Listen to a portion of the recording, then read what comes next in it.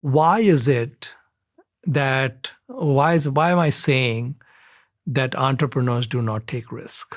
So if I take my own case as an example, and I can give you 100 cases like that, but if I take my own case as an example, I was working 9 to 5 at a company and I had a business idea. My employer expected me to work 40 hours a week, right? There's 168 hours in the week. So I felt like there must be at least another 30, 40 hours that I could work on my startup.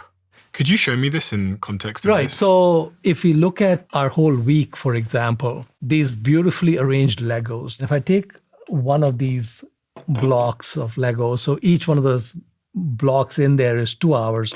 So 8 hours a day. We are sleeping 8 hours a day, right?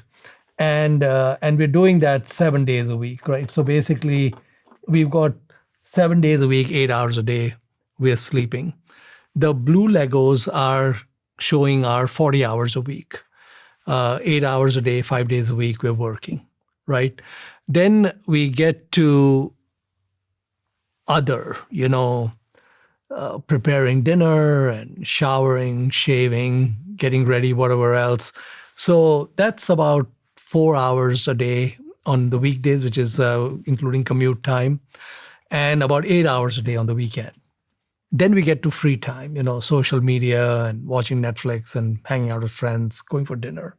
And we've got quite a bit. We've got about 4 hours a day of doing that and about 8 hours a day on the weekends. So this is kind of typical, what a typical week for most people would look like, right?